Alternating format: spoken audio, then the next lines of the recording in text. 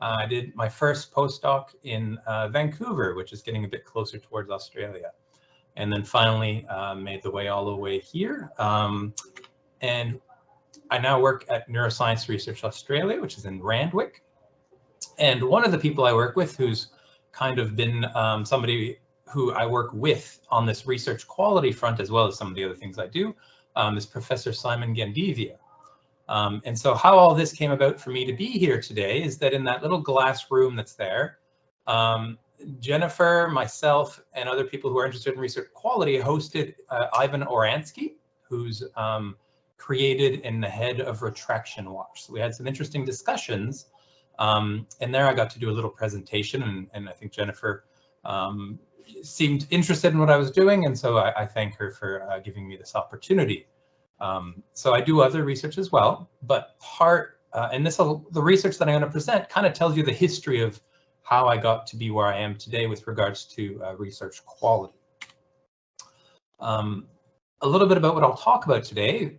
First, it's going to be about zapping the brain, and that's where all this started for us here at NeuRA. Then I'll discuss some reporting matters, things about how you report your research and how people choose and to do that correctly or incorrectly. I'll talk to you about a friendly marsupial, as mentioned. And then I'll just kind of highlight things that we've been doing more recently and trying to get to the point where it's how do you induce change rather than just simply highlighting the problems, which is not an easy task. So brain zapping, if you're not familiar, TMS is transcranial magnetic stimulation. It's been around since about 1985. And for the first 20 years or more, it was very much used as an assessment tool for the motor cortex. That's how I used it during my undergrad. But later on, new ways of delivering it much more quickly, called RTMS, so rapid TMS, was found to be beneficial for people with mental health issues and other disorders. And so now it's an actual therapy that you can receive in a clinic. Another type of stimulation is called TDCS, which is transcranial direct current stimulation. It's a very low level current that's passed through your brain. And it's pretty much the equivalent of what me and Simon would call snake oil. It pretty much can do anything if you want it to. So it's been used quite widely, and it has been shown to increase or decrease your appetite, to improve or hinder your attention. It can do almost anything. So there's a bit of problems there, and I'll explain a little bit how we went about our studies on these topics.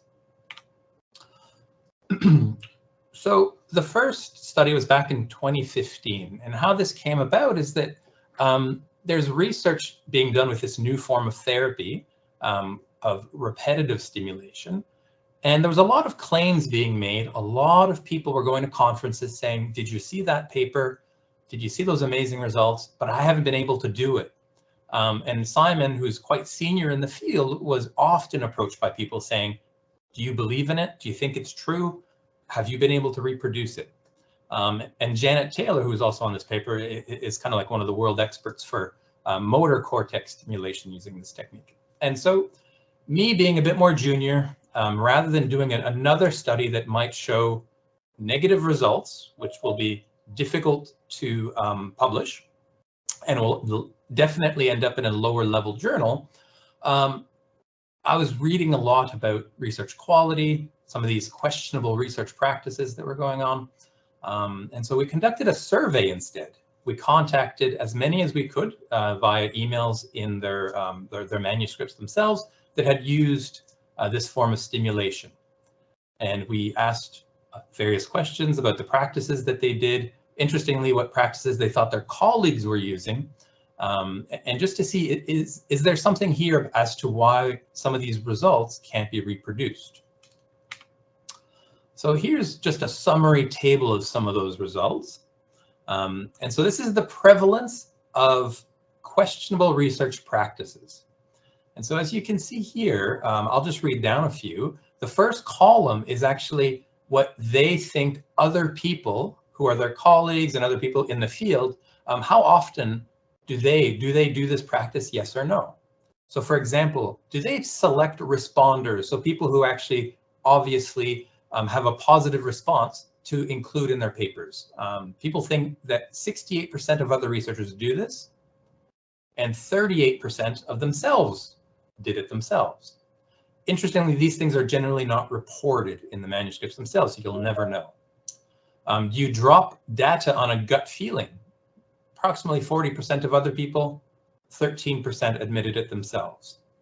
So as you can see, all these things are questionable practices that have been shown to, if you do any of them, but in combination even worse, will increase the chance of finding a significant statistical effect. It doesn't mean there really is an effect, but you're influencing various things by excluding some data, including other data, that will lead to a significant result, which will make it much easier to publish.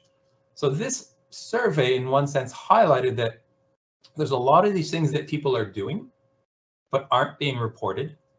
And they believe that a lot of other people are doing it, possibly not as much as themselves. So where truth lies, I suspect it's somewhere in between those percentages of what they do and what their colleagues do, but it's not a good thing. It means that there's a reason why we might not be able to reproduce things. It's because people are doing kind of behind the scenes tweaking to get those published results. Just to give you an idea, the original paper that demonstrated one of these key new techniques that people were trying to reproduce was in 2005. It was on 9 subjects, so 9 human participants.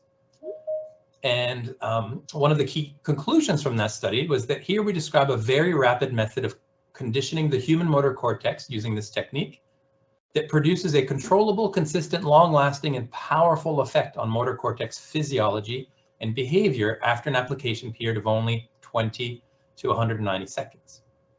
So a lot of people wasted time and money, and lots of grant money went towards reproducing this and investigating it. Some years later, the senior author on this, who's John Rothwell, whose lab all this work was done, conducted a much bigger study, this time in 52 individuals. And the conclusion of that study was that these 2 techniques, which are the same, they're just labeled differently here, of theta burst stimulation, the after effects were highly variable. Indeed, in this set of participants, there was no overall effect. So this just highlights that small studies that are the first to show something oftentimes are very difficult to reproduce and can lead a whole field astray. And then, you know, that's definitely not what we want, especially with something that can be used as a therapy. This is one of the figures from that paper. It's very rudimentary. But what it's highlighting is that if you have in solid red and blue at the top, a genuine effect, and there's 2 distributions, and the effect is a given size shown in the shaded gray vertical bar here, is if you have a first small study, you might end up with a negative statistical result if it actually reproduces the true effect size. And that's just because it has low statistical power. In this case, it's likely, my example is that it has small sample size. However, and those things tend to not get published. But either with luck, because of the random sampling from these distributions, or because people have done certain things along the way, some of it's intentional, some of it's more just learned behavior from their mentors and other labs to do certain things, it might lead to a significant result. And that will be published and be example N of 9 and lead a field astray. And some people don't realize the influence this has and how you can get a bigger estimate of an effect when actually one is not there or is much smaller. But that's what happens, is that the published effect of a new, not huge effect, but that's present, will be overestimated. So if you're interested in this topic, I'll do this a few times, just good papers that I've come along across in my readings. I'm just going to highlight them. And if anybody at the end wants the slides, I'll easily, I can share those with Jennifer and she can make them accessible to you.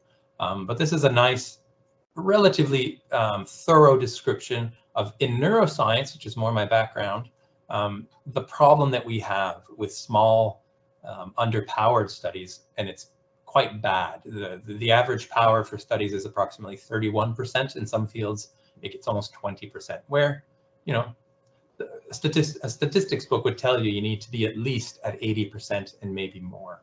So we're quite underpowered, which highlights that much of the significance findings that we're publishing are actually not true, or they're grossly overestimated.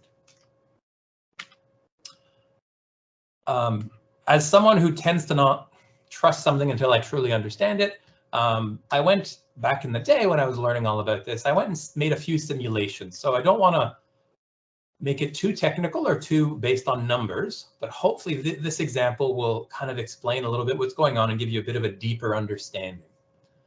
So what I did is I made two normal distributions. The first one in blue has a mean of 0 and a standard deviation of 1. And the other one represents another distribution, which is different by 0.5. So the effect that we're looking for is a 0.5. If we run a simple t-test between a random sample of 5 participants from each group, this test in theory has a power of 11%, which is quite low. And I ran this 10,000 times. Here's the distribution of all the p-values from those 10,000 tests. So some of them will be quite to the left and will be significant, whereas many of them will be not significant. In the other panels on the top right is now when the sample of either group is 10. You have an increase in power, and now we're showing a little bit more askew towards smaller p-values. And you can see that as the sample size increases, so does the power, and the p-values will reflect that. As you can see, the power is still only 70 in this case. To not bombard this slide, I've removed the bottom 2 parts, but you need to get up to about 1,000, a sample of 1,000 to have a nice power above 85. This isn't very new, and hopefully it's not too complicated, but what was new to people who I presented this with locally was about the effect size. So I'll take you through this slowly. It's not difficult, but it's a concept that here is the equivalent top left figure. The n equals 5, so this is 5 participants from blue and 5 participants from red, randomly taken. And I calculate the effect size, and I'm only presenting those that would have been below 0.05. So the ones that would be statistically significant and reported in the literature most likely. As you can see, 99.9% of them, on average, have a greater absolute effect than the genuine effect at 0.5, which is shown here in the dotted red line. And so what this is telling us, interestingly, there's the bottom ones as well, which are also going to be significant. They're just going to be in the opposite direction of the genuine effect. So those would be really bad to report. But the ones on the top are indicating that any significant result will, in some cases, grossly overestimate the reported effect. Whereas a lot of times people think, oh, look at that tiny p-value. It's highly significant. Therefore, it must be real. It must be a genuine effect. It is true when the effect is quite large.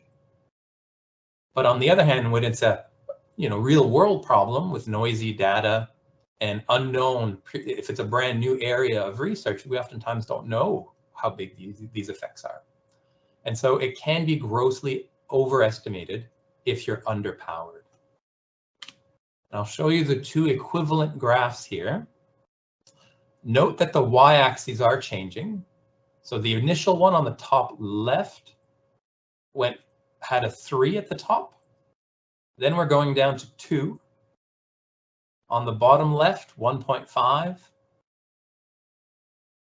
And then, oh, apologies. When we have 50 participants in either group and we do a t-test, we have more tests that are significant. We still have a really decent percentage of overestimating the effect. Interestingly, especially at low p-values, which is counterintuitive. But if you see a very, very significant p-value, it may be associated with a much bigger overestimation of an effect. And that's a bit counterintuitive for people. So it's just something to think about when you see a paper. If you're not sure about the sample size, it might be a bit of a smaller study, but they show you, wow, it's super significant. That's what's published. And you'll see in one of my later slides, that is also what's being used by many people to base their own sample sizes for their own studies. Either they use 10 people, I'm going to use 10 people in my study, or they're going to say the published effect of this drug or this intervention is 1. And therefore, I'll put that into my power calculation and figure out how big I need for my own study. And so those are things that are just very difficult to deal with.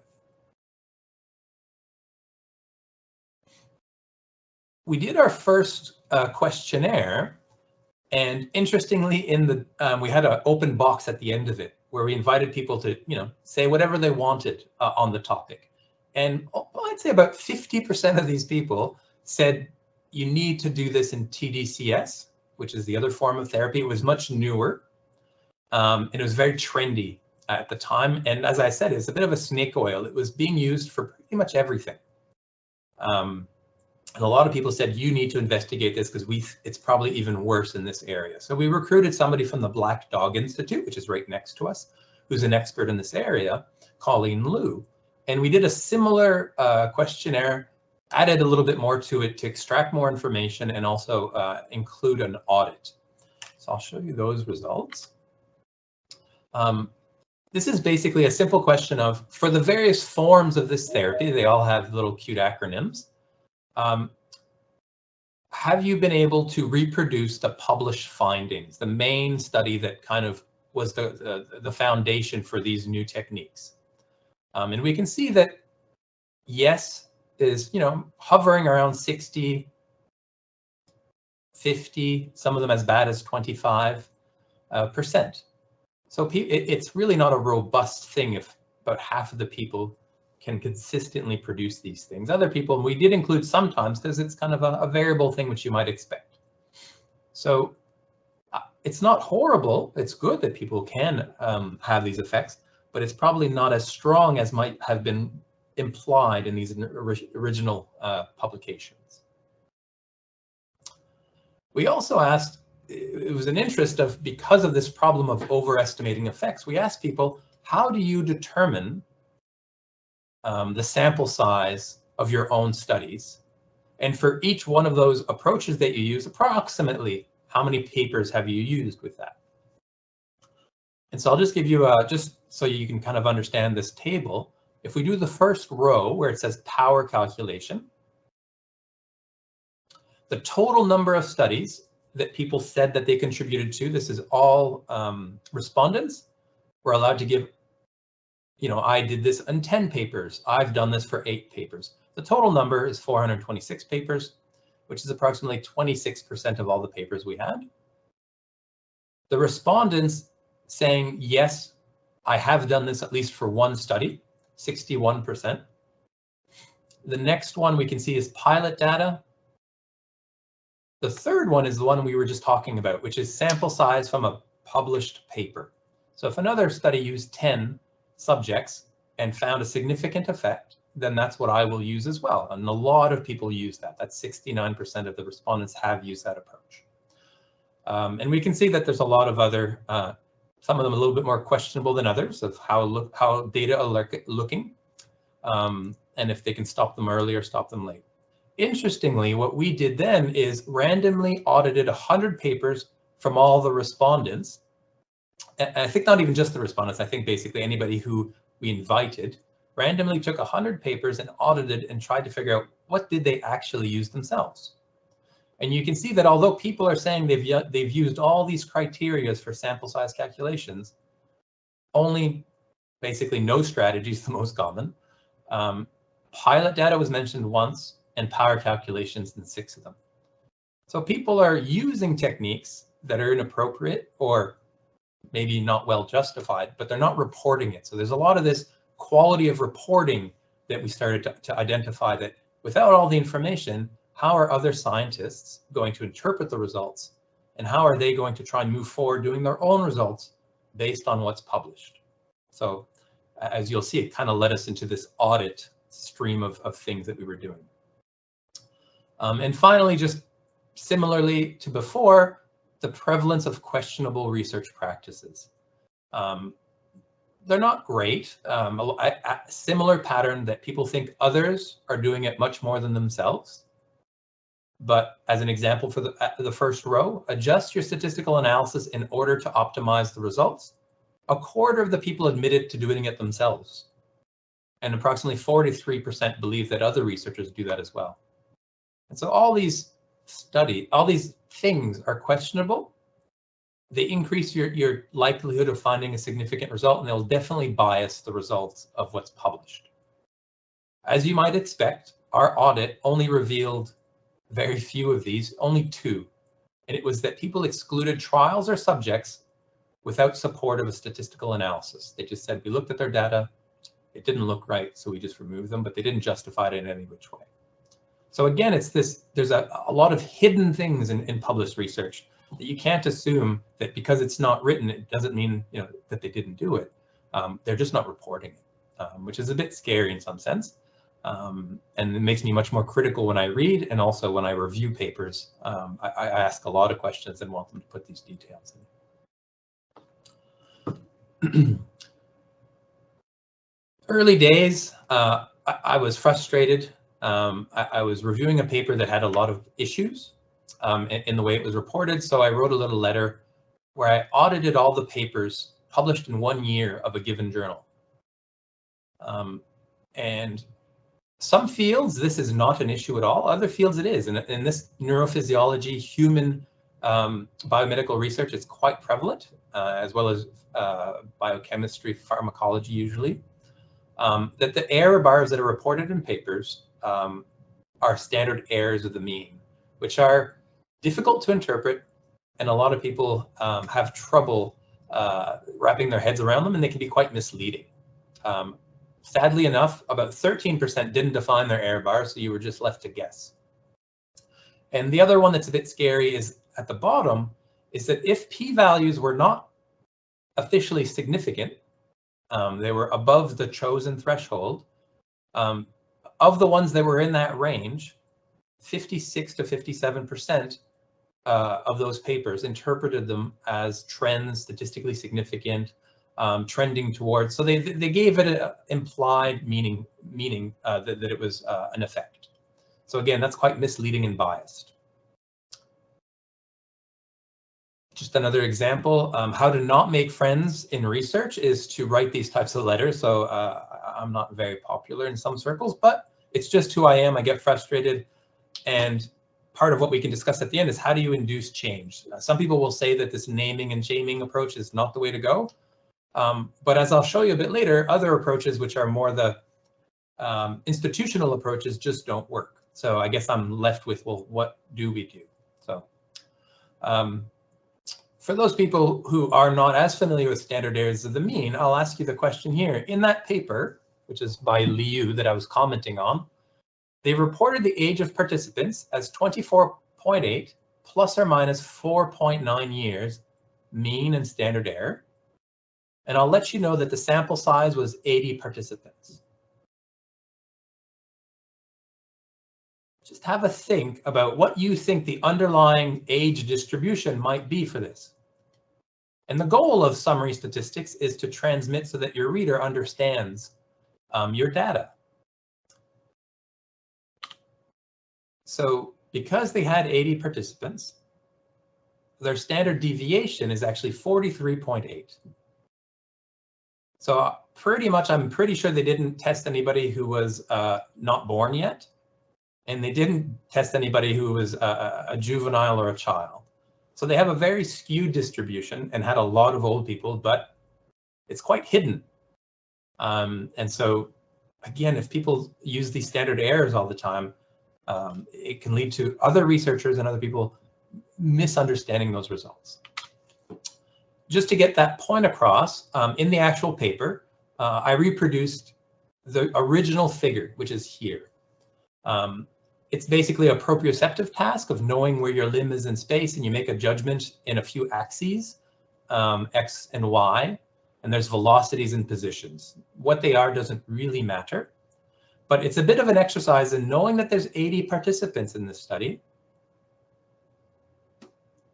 What is the underlying data that might have generated this?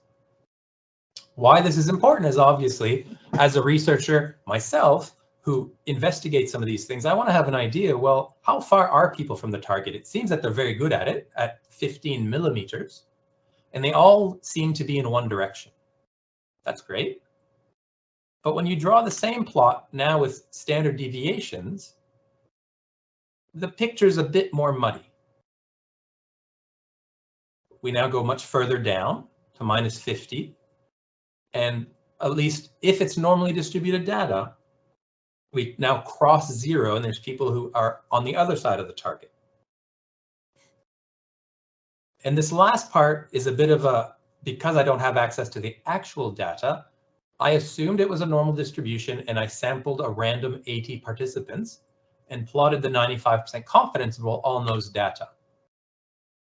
And now this is what the underlying data, if we assume normal distribution, probably look like. So you can see that that minus 15 from what we saw in the A panel is dwarfed by what the actual data looks like. And whether this is, you know, my type of research or things that are a little bit more molecular, cellular, it doesn't really matter. Standard errors, I realize that a lot of times sample sizes are quite small if you're doing animal type research, and so they're less misleading, but they're still misleading. And somebody who's a junior researcher looking at the A panel who tests 10 participants will get some data and maybe go back to the supervisor and say, it's impossible. My person was always on the negative side, on the positive side, sorry, which is the up part of the graph, and above 0. And it doesn't reproduce that paper whatsoever. Whereas if you actually understand what the data probably look like, it's all within reason. So misrepresentation and how you report things is a big issue. A final pet peeve, and you'll see why I'm highlighting all these things, because in the end we kind of wrapped all these things up into audits on a much bigger scale. So again, here we're highlighting poor reporting. And this is one of my, it's like a pet peeve. I have many pet peeves, unfortunately, but this is one of, this is from an abstract. This isn't the paper, this is all in the abstract. And it got reviewed by 2 reviewers and an editor, and it had 5 authors. So it tended to be longer. There tended to be less depressed. And yeah, there's all these tendencies, tended to be less depressed on the bottom as well. And again, these p-values are above the chosen threshold. They are not statistically significant, yet obviously the authors wanted, are very biased in their interpretation. So this is very prevalent, unfortunately. And this is a final letter. I don't like highlighting my stuff too much, but this one was surprising because it's in a fairly high impact factor journal, and it was about a clinical trial that had 102 authors on it that was reviewed by 3 reviewers and an editor. And basically in that paper, they had all these p-values that were not statistically significant based on their own chosen threshold. And they were interpreted as trends towards improvement, nearly reached statistical significance, and showed a tendency towards better recovery. So this is highly misleading and is based on a clinical trial in spinal cord injury. And so if you're somebody who skims papers or a student who's kind of going through it quickly, might not realize that those statements are actually associated with p-values that didn't meet what they wanted.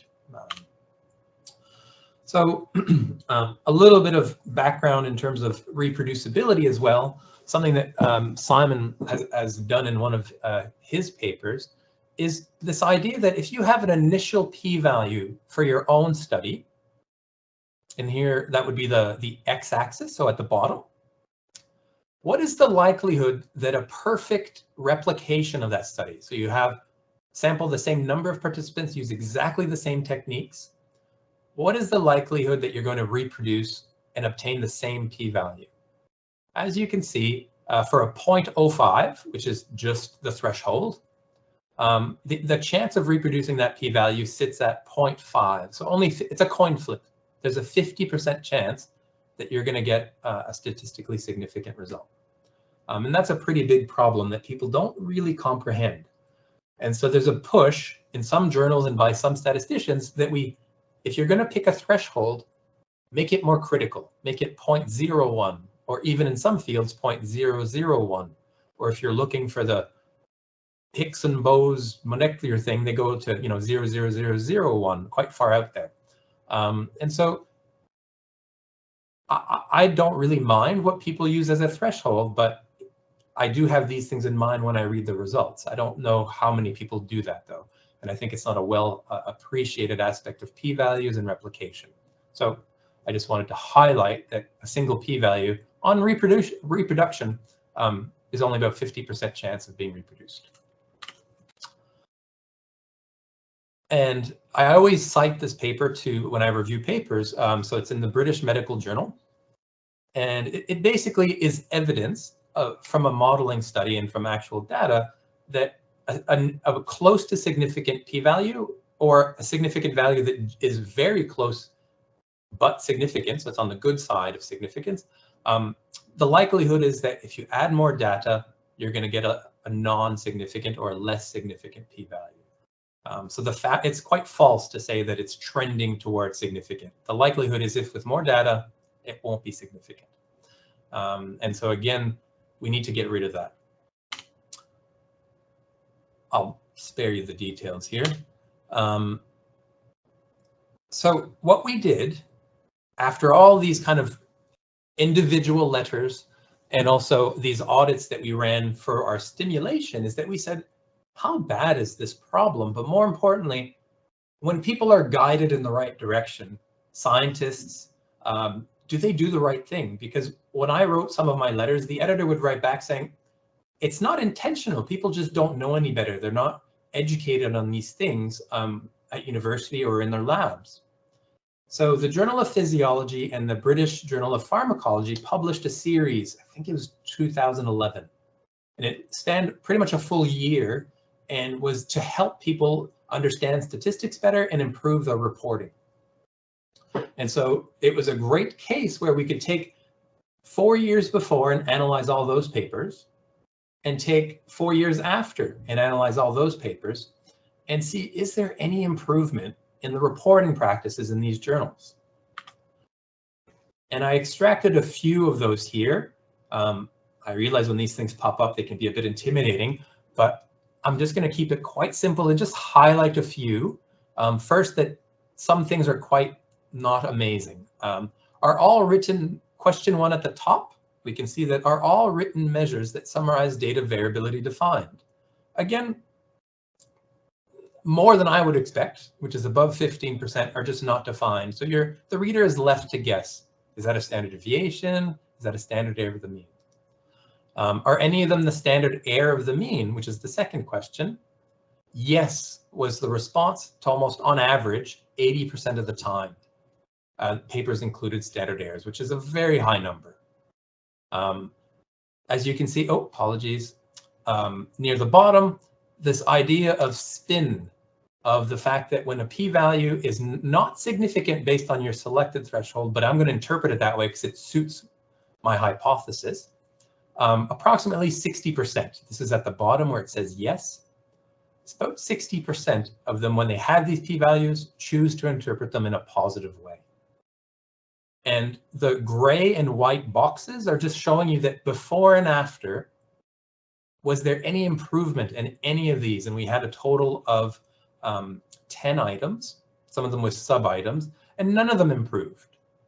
And so that was a bit disappointing, saying that it's not simply that they're not educated, or you could say that we publish in a variety of journals, and just because I published one paper in this one journal, maybe I didn't go ahead and read all those kind of tutorials that they published.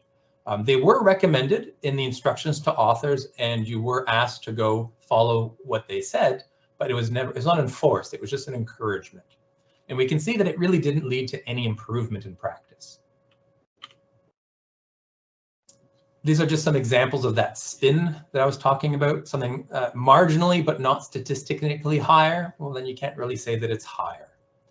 Significantly smaller and slightly smaller, no, you can't say slightly because it's not associated with a significant p-value.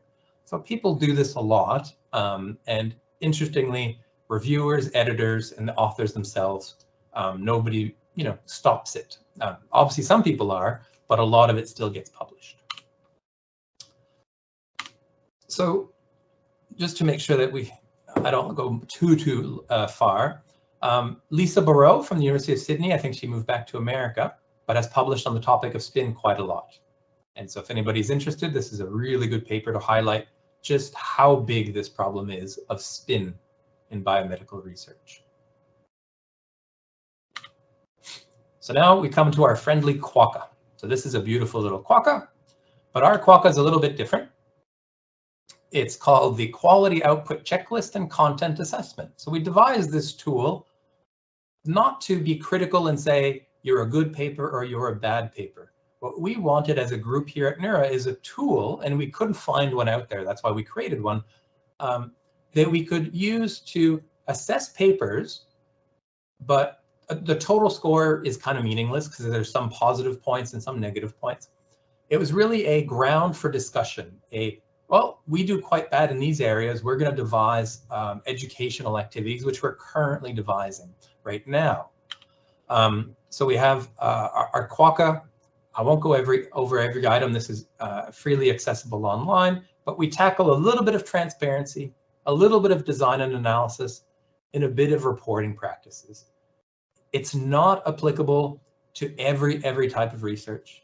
So it's not thorough in the sense of some people would want it to be every detail. The goal of it was that anybody with basic scientific background should be able to apply this to their own research and the research of others.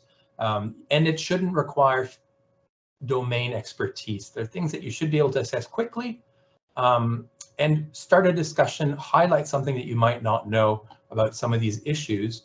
And so that was the purpose. And so we've done it here for many years of our publications at our institute, and we're tracking that, and we're about to implement some educational activities, and hopefully we'll see some change, but we'll see about that.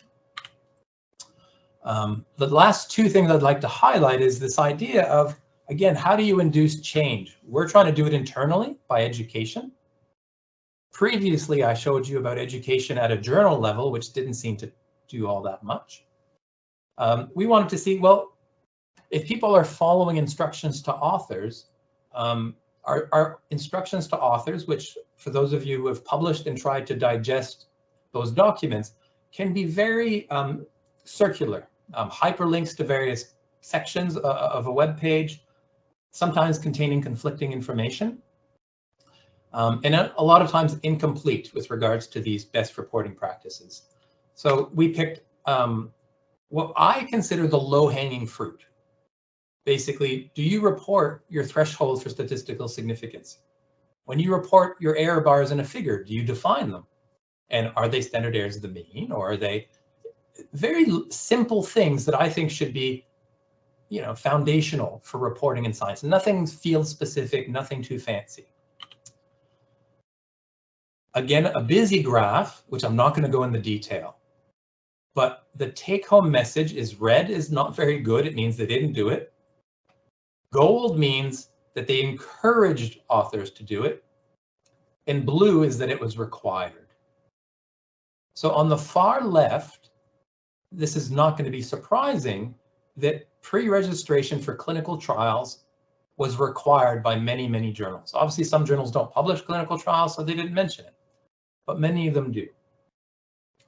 And on the far right, we see this movement, which is quite popular with journals, to say, please, if you can, make your data accessible to others. Similarly, they try to encourage people to make their code and stats code publicly available. So those are encouraged practices. But for many of the other things, they're just not addressed in instructions to authors. So in one sense, what are authors going to, where you publish is a bit of the gatekeeper. They choose the quality. And if they say, well, you don't need to do all these things, well, that's a bit of a problem. So what's next? I'm going to show you one last thing. Again, I apologize. It's very ugly, but I'll simplify it. Is here on the top right, we see JNP 2015. That was my original letter that I wrote that inspired a lot of this kind of doing some audits and reporting. Since that time, this journal implemented things that were either now strongly encouraged or simply mandated. They had to be done by the authors. So I decided, well, is that actually working? And unfortunately, standard errors of the mean are encouraged. Basically, it's gotten slightly better, but it's still 60%. People need to report their sample sizes and the type of statistics they use in the figure legends when they plot things in this journal, and that's a mandated thing. And we can see that only about 35% of the papers over 2 years did that, and same thing for the statistical tests. Oh, apologies. And so SPIN, same thing, people are still doing it. You need to define your statistical threshold. Only 60% of papers did that. So it's just highlighting that, again, mandating isn't even working. That journals who say we will enforce this aren't doing it. So then I guess my question is, why is this happening and what can we do about it? This is a bit of the why, I think, in my opinion. Some of the papers is why do we do it? There's a huge pressure to publish, both for career progression, for keeping your current job. There's just a lot of pressure. So how do you go about publishing your results? Well, they tend to be, you need to have significant results. And if you want to have a bit of an impact, it probably needs to be in a higher level journal. There's also practices that are passed down. And so on the bottom left, there's this influential paper called The Natural Selection of Bad Science. And it's kind of a modeling study of evolution saying which labs and researchers are the most successful. And unfortunately, it's those that tend to have these slightly gray practices that lead to a lot of published papers. And so what are the incentives right now? Is there any really strong incentives from academia, funding bodies, and journals to do and report thoroughly and transparently, or are the incentives kind of encouraging the wrong thing? It's something open for discussion. So what can we do? Well, I'll leave this for discussion, but learn and improve locally. So that's what we've done here. I keep on teaching students. I explain as much as I can within the Institute. Don't be shy to speak up. That's what I did.